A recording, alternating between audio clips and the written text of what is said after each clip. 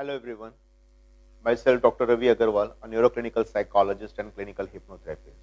आज मैं अगेन आपके सामने एक नया प्रैक्टिकल लेकर आया हूँ, that is aggression scale. Aggression scale जो प्रैक्टिकल है ये डॉक्टर जेपी माथुर जो कि रायबरेली से हैं और डॉक्टर मिसेस राजकुमार भटनागर जो आगरा से हैं, इन्होंने इस प्रैक्टिकल को बनाया था। 2004 में इन्होंने इसे पब्लिश किया और राखी प्रकाशन ने इसकी पब्लिकेशन की। It's a very good practical. Basically इस प्रैक्टिकल के अंदर यह बताया गया है कि एक व्यक्ति का एग्रेशन लेवल कितना है, कैसे हम उसको कैलकुलेट करेंगे, क्योंकि हम ये बहुत कहते हैं कि ये बंदा जो है एग्रेसिव है, ये इंडिविजुअल के अंदर ये प्रॉब्लम है, इसका बिहेवियर एग्रेसिव है, बट एग्रेसिव कितना है, हम उसे कैसे कैलकुलेट करें, वो सारा कुछ इस प्रैक्टिकल के अंदर इन दोनों ने मिलकर, माथुर जी ने और भटनागर जी ने मिलकर इसके बारे में बताया है। इन्होंने इसके पूरे प्रैक्टिकल में 55 क्वेश्चंस दिए हैं और उन 55 क्वेश्चंस के अंदर उन्होंने इस पूरे प्रैक्टिकल को समाया है और उसके अंदर इन्होंने टोटल 5 पॉइंट स्केल के ऊपर से बनाया है। जैसे मैं अभी आपको दिखाता हूं, इसमें टोटल 55 क्वेश्चंस जो हैं इसमें प्रोवाइड किए गए हैं और 5 पॉइंट स्केल के ऊपर ये प्रोवाइड किया गया है। 5 पॉइंट स्केल का मतलब सबसे पहले strongly agree, then undecided, disagree and strongly disagree. इन्होंने इसको शॉर्ट फॉर्म में भी जो है इसको पॉइंट आउट किया है। इन्होंने स्ट्रांगली एग्री को SA के नाम से दिया है, एग्री को A के नाम से दिया है, अनडिसाइडेड को U से डिनोट किया है, डिसएग्री को D से और स्ट्रांगली डिसएग्री को SD के नाम से इन्होंने इसको डिनोट किया है। और इन्होंने ये बताया कि अगर कोई व्यक्ति अगर एग्रेशन लेवल कितना है उसको हम कैसे कैलकुलेट करें। हमारा पैटर्न वो प्रैक्टिकल का वही रहने वाला है। हम सब्जेक्ट को बुलाएंगे और या हमारे पास कोई क्लाइंट आता है, उसका एग्रेशन लेवल अगर हमारे को एज ए काउंसलर चेक करना है तो हम उसको सब्जेक्ट को बिठाएंगे और बिठा के उसके साथ पहले एक रैपो बिल्ड करेंगे। Then when he feel relax and calm तो हम क्वेश्चनर्स उसके साथ स्टार्ट करेंगे। उसको ये 55 क्वेश्चंस का जो परफॉर्मा है ये प्रोवाइड कर दिया जाएगा और वो इस परफॉर्मे को फिल करेगा। जब वो इस परफॉर्मे को फिल करता है तो उसके पास 5 ऑप्शन होगी। इन 5 ऑप्शन में से वो किसी एक ऑप्शन के ऊपर क्लिक करेगा। जैसे मैं पहला क्वेश्चन पढ़ता हूं, when asked to do some work which is not liked feel agree. जब मुझे कोई काम करने के लिए कहा जाता है और मुझे पसंद नहीं है तो मुझे गुस्सा आता है।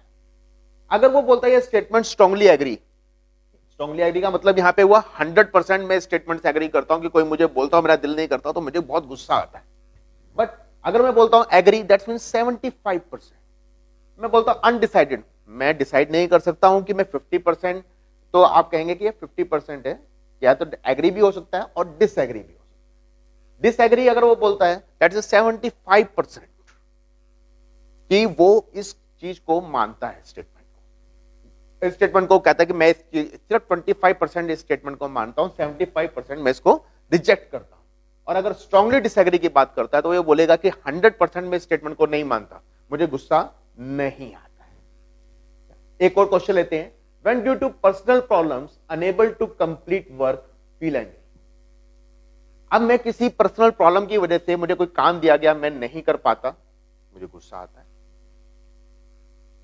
When beaten without reason do not feel agree. अब यहां पे हमारे पास 2 तरीके के इन्होंने क्वेश्चंस दिए। इन्होंने 30 क्वेश्चंस दिए हैं पॉजिटिव क्वेश्चंस। जैसे मैंने अभी आपका सबसे पहला क्वेश्चन पढ़ा था कि when asked to do some work which is not like feel angry. जो फील एंग्री वाले क्वेश्चंस हैं वो सारे के सारे ही जितने भी क्वेश्चंस हैं वो पॉजिटिव क्वेश्चंस हैं। और इसके अंदर मैनुअल के पेज नंबर आपके 6 पे ये मेंशन भी किया है। अगर मैं मैनुअल का पेज नंबर 6 खोलता हूं तो उसमें ये क्लियर मेंशन किया है इन्होंने कि पॉजिटिव क्वेश्चंस कौन कौन से हैं। जैसे ये 1 हो गया, 2, और यहां पर इन्होंने ये मेंशन किया, जैसे मैंने आपको बताया था कि शॉर्ट फॉर्म इन्होंने दी हुई है SAAUD एंड SD। और ये मैनुअल के पेज नंबर 6 में इन्होंने मेंशन किया है कि अगर पॉजिटिव क्वेश्चंस हैं तो स्कोरिंग रहेगी आपकी 5 4 3 2 1। यानी सब्जेक्ट आया और उसने 55 क्वेश्चंस के ऊपर क्लिक करके आपको परफॉर्मा देकर चला गया। अब क्योंकि आपको उसका रिजल्ट निकालना है, क्योंकि आपसे क्वेश्चन पूछेगा सर मेरा एग्रेशन लेवल कितना है, ठीक है, चाहे आप एज ए स्टूडेंट उसको डील कर रहे हैं या एज ए काउंसलर डील कर रहे हैं, दोनों ही स्टेट के अंदर वो आपसे उसका रिजल्ट जरूर मांगेगा।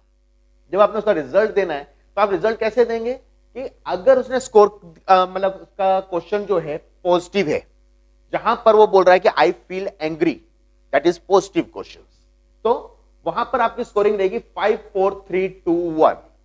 दो मेथड है उसको चेक करने के लिए, या तो आप मैनुअल से उन क्वेश्चंस को चेक करिए, जैसे यहाँ पे आइटम नंबर लिखा हुआ है 1 2 3 5 7 8 10 12 14 16 and up to 55 there are 30 questions जो उन्होंने मेंशन किए हैं, जिसके अंदर की ये जो है पॉजिटिव क्वेश्चंस है। या तो आप इन क्वेश्चंस के बेस के ऊपर कैलकुलेट करें, या अगर आपके पास मैनुअल नहीं है तो आप इसके परफॉर्मेंस से भी देख सकते हैं।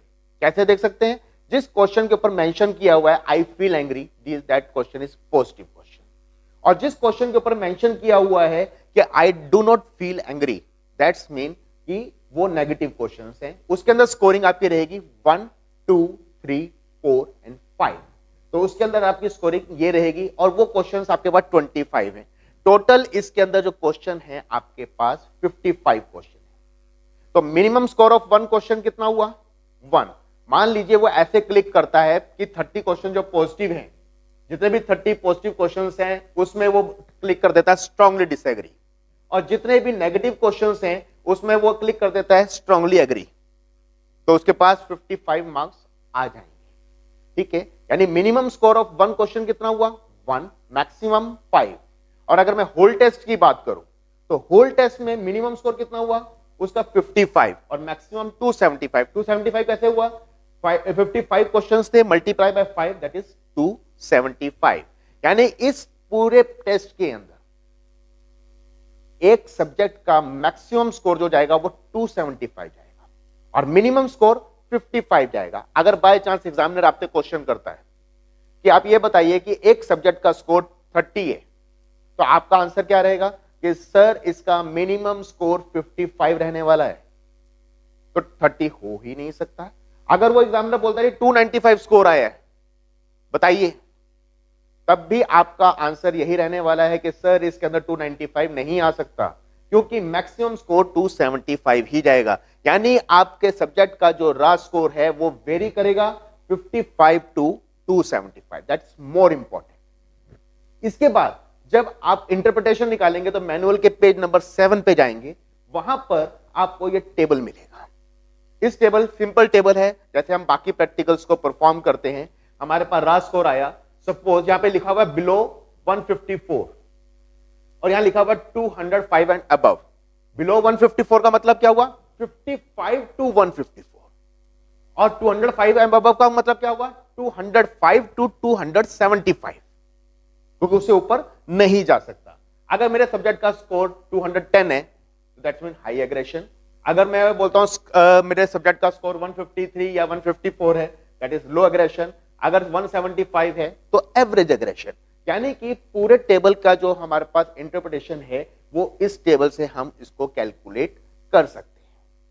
हमें इसमें सिर्फ एक ही बात का ध्यान रखना है कि बिलो स्कोर 55 जाएगा और मैक्सिमम स्कोर 275 तक जाएगा, इससे ऊपर या इससे नीचे नहीं जा सकता। क्योंकि कई बार एग्जामिनर जब क्वेश्चनिंग करता है तो हमारा कई बार ब्रेन के अंदर ब्लॉक हो जाता है, ब्लैंक हो जाता है डर के मारे। तो आपको अगर ये पॉइंट्स याद होंगे तो आप एग्जामिनर के ऊपर थोड़ा सा असर, अपना इंप्रेशन वगैरह डाल सकते हैं, और एग्जामिनर को समझ में आएगा कि ये बच्चा जो है नॉलेजेबल है, इसको आता है। तो अगर आप इन चीजों का ध्यान रखेंगे तो इस प्रैक्टिकल को आप इजीली कर पाएंगे, कोई मुश्किल नहीं है। तो आपका सबसे पहला टेबल क्या बनेगा? सबसे पहले टेबल में आप रा स्कोर लिखेंगे एंड देन उसके बाद उसकी इंटरप्रिटेशन, जो भी इंटरप्रिटेशन आपकी निकली।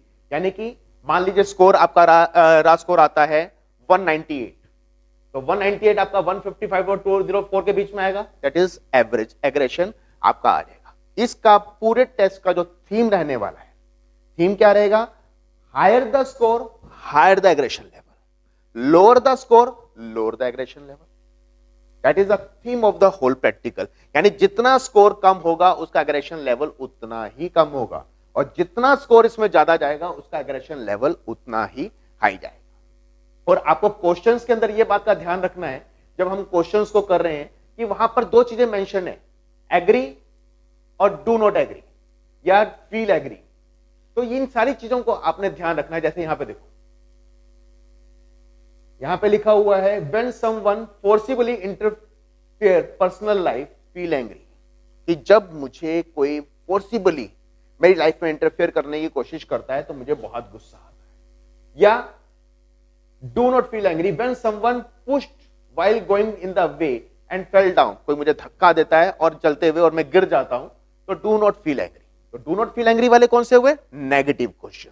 जहां पर हम बोल रहे हैं कि feel angry, that's mean these are the positive question. तो पॉजिटिव क्वेश्चन में आपकी स्कोरिंग रहेगी 5 4 3 2 1 और नेगेटिव क्वेश्चन में आपकी स्कोरिंग रहेगी 1 2 3 4 5।